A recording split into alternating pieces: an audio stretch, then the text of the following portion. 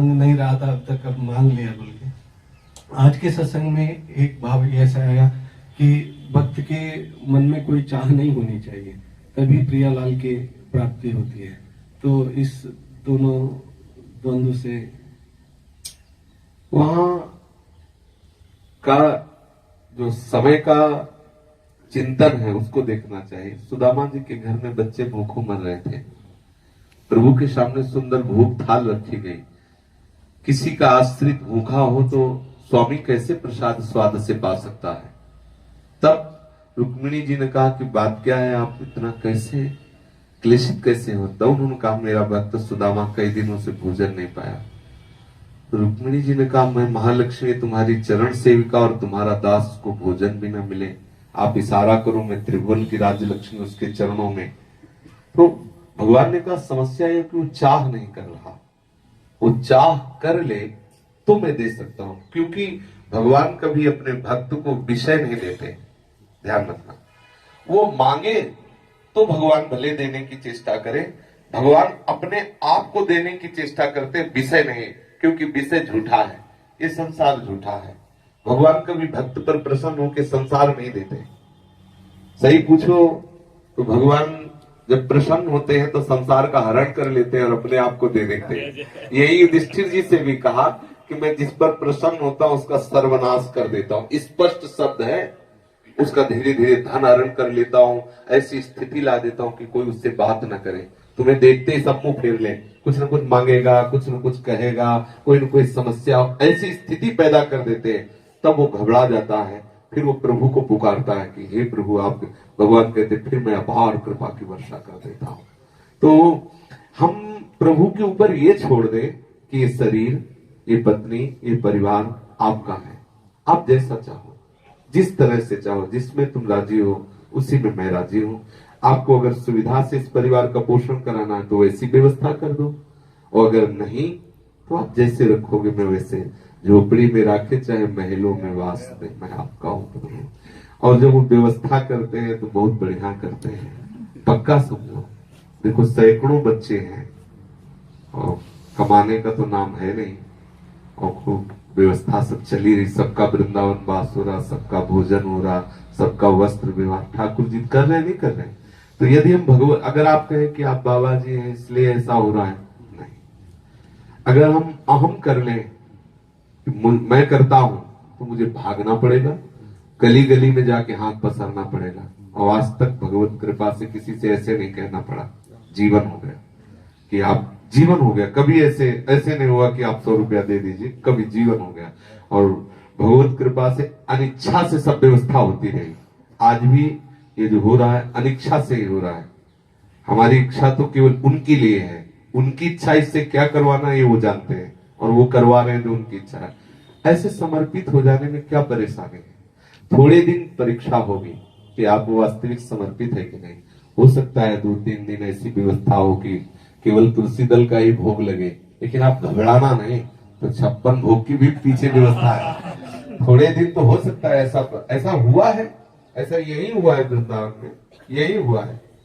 वो देखो ऊपर कुटिया आज भी प्रमाण है, वो ना बाथरूम ना कोई व्यवस्था, कोई पानी नहीं, कुछ नहीं, बस मांग के लाओ, उधर पोषण कर लो, लवसन का बाहर सुंदर की तरफ सोचते पानी गिरे तो वो आदि टपकती है, उसमें भी रहे। आज है कि इतने जगह व्यवस्था हमारी व्यवस्था हो गई। तो वो देखते हैं थोड़ा कि आप शरणागत कितना पक्का हो रहे हो, और पक्का करके फिर सब पक्का कर देते हैं, कुछ कच्चा नहीं रखते। इसलिए आश्चर्य वही विचार रखते ही आ रहा था। मैं पत्नी से भी मैं कहता गोपाल शास्त्र नाम पढ़ती थी, मैं बोला मांगो मत, कुछ भी पढ़ो, अच्छी बात है, मांगो मत। पर मैं मांगा भी इसलिए मांगा कि इसलिए मैंने मांगा कि प्रभु मुझे तो प्रभु से ये मांगो। आप हम मांगना सिखा देते हैं, मांगना भी तो अपने को नहीं आता। किसी अरबपति के सामने जाके हम उससे कहे कि 1 किलो गुड़ दे दो हमें, तो मांगना आया क्या। आप सोचो हम प्रभु से मांग रहे हैं और क्या मांग रहे हैं हमें ये देखना है। तो आप मांगना भी सीखें, मांगना भी हमें नहीं आता। प्रभु से ये मांगे कि जिसमें आपकी प्रसन्नता हो वो हमें दे। तो बड़ा आदमी जब अपने हिसाब से देगा ना तो बहुत बड़ा देगा। जैसे कोई धनी मानी है और वो कहे कि तुम्हें क्या चाहिए, तो बोले जैसी आपकी इच्छा हो ऐसा तो बड़ा नोट निकाले क्योंकि बड़ा आदमी है। और हम मांगेंगे तो अपनी औकात से मांगेंगे, वो देगा तो अपनी औकात से देगा। तो हम प्रभु के ऊपर छोड़ देते कि मुझे मांगना भी नहीं आता, आप जो उचित समझो वैसा। तो वो अपने हिसाब से जब उचित समझेंगे ना, वो हमारे लिए देवराज इंद्र से भी बढ़कर बना देंगे। तो हम कभी प्रभु से अपनी मांग न रखें। जानते तो हो, कोई अज्ञानी थोड़ी हो। अरे प्रीतम, प्रभु जानते हो ना कि हम तुम्हारी शरण में हो, हमारे क्या दुर्दशा हो रही है। तो अगर इसमें तुम राजी हो तो हम राजी हैं। अज्ञानी तो हो नहीं, कोई भूखे तो हो नहीं, गरीब तो हो नहीं, सब लोगों के महेश्वर हो, सर्वज्ञानी हो, महाबलवान हो। यदि आपके होते हुए ये दुर्दशा है तो आप इसमें राजी हो तो हम राजी हैं। आप जिसमें राजी हो उसी में पक्का समझे। बहुत बढ़िया सूत्र है, हम मांग लेंगे तो घाटे में हो जाएंगे। और वो जब देंगे तो वो इतने उदार हैं कि वो लौकिक वस्तु को अकेले दे ही नहीं सकते, लौकिक के साथ अपने आप को जरूर देंगे। अगर हम केवल लौकिक वस्तु मांग लेंगे तो घाटे में रहेंगे। और अगर लौकिक वस्तु की चाह ना करके केवल प्रभु से कहें कि आप जिसमें राजी हो, तो आज तक उदाहरण है कि लौकिक वस्तु देने के साथ वो अपने आप को दिया है, ये प्रमाण है। क्योंकि वो केवल लौकिक वस्तु दे नहीं सकते अपने जन को। श्री करदम जी महाराज मांग रहे हैं कि मैं दुल्हन दे दे। भागवत में है ना, ब्याह करने के लिए तो तपस्या की 10,000 वर्ष तक। तो भगवान ने दुल्हन भी दी, वो भी ऐसी कि देवता मोहित हो जाए। माता देवती जी पत्नी हुई करदम जी की। और भगवान से ये नहीं मांगा कि तुम हमारे पुत्र बनना, भगवान अपने आप को दे दिया और कपिल भगवान के रूप में अवतरित थे।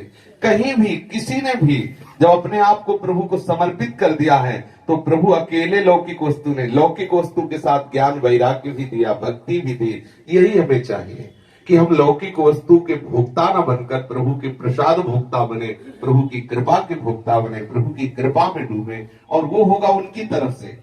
मैं तो अपनी तरफ से मांगूंगा तो बहुत घाटे में हो जाऊं, क्योंकि कितनी सोच, कितनी चाह, मतलब एक गरीब आदमी कितना मांग सकता है। वो बोलते बोलते कहेंगे एक बढ़िया मकान हो, एक गाड़ी हो, इतना हो, इतना हो। लेकिन जब बड़ा आदमी देगा तो वो बंगला देगा, मकान नहीं देगा। वो अपने अपने हिसाब से देगा। तो हमें उनके ऊपर छोड़ देना, क्योंकि सबसे बड़े हैं। और सबसे बड़े जब अपने हिसाब से देंगे तो हमें सबसे बड़े बना देंगे। पक्का पक्का समझो। कभी ऐसा मत सोचना कि आपकी बात भगवान सुन नहीं रहे, कभी ऐसा नहीं। कभी मत समझना कि भगवान हमारी परिस्थिति नहीं देख रहे। महाकरुणामय है, तुम्हारे साथ जो भी हो रहा है बहुत मंगल हो रहा है। किसी न किसी जन्म के सब अशुभों का नाश करके प्रभु अपने गले लगाना चाहते हैं। विश्वास करना, ये जीवन भर के अनुभव की बात कहते हैं। कभी भी प्रभु अपने जनों के साथ अभद्र व्यवहार नहीं होने देंगे। अगर अभद्र हो रहा है तो कोई बहुत बड़े अभद्र का नाश करने के लिए वो थोड़े में दुलार करके ऐसा कर रहे हैं। नहीं, प्रभु मंगल भवन है, अमंगल हो नहीं सकता, ऐसा दृढ़ विश्वास करना। दूसरे विचार ये मेरे, हमेशा एक बात आप जोर देते हो कि सबको भगवत समान समझना। इसमें सबको भगवत समान समझना या सब में भगवान को देखना या भगवान का स्वरूप समझना। कई बार हमने समझाया है कि क्रिया में समता नहीं हो सकती, व्यवहार में समता नहीं हो सकती, दृष्टि में समता हो सकती है। हमारे प्रभु सब में विराजमान है, ये है दृष्टि, समदृष्टि। महात्मा समदर्शिना। कौन महात्मा? जो समदर्शिना। पंडिता समदर्शिना। विद्या विनय संपन्ने ब्राह्मणे गव्यस्तिनी सुनी च सुपाकी च पंडिता समदर्शिना। सब में हमारे प्रीतम है, ये दर्शन करना है, व्यवहार नहीं हो सकता। जो व्यवहार एक जैसा करने की चेष्टा करता है वो अज्ञानी है, वो पंडिता नहीं। पंडिता समदर्शिना हो भी नहीं सकता व्यवहार।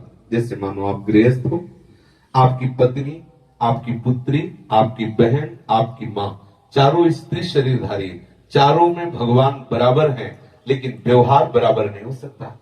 एक माँ है, एक बेटी है, एक बहन है और एक पत्नी है।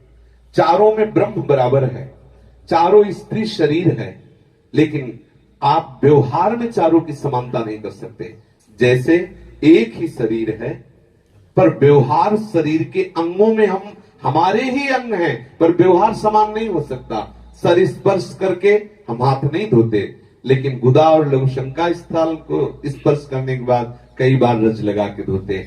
व्यवहार में भेद और दृष्टि में अभेद, वही सच्चा ज्ञानी है। ये जो व्यवहार में अभेद करना चाहते हैं वो अज्ञानी है, वास्तविक उनको ज्ञान नहीं है। समदर्शन की आज्ञा है, समवर्तन की नहीं, हो भी नहीं सकता।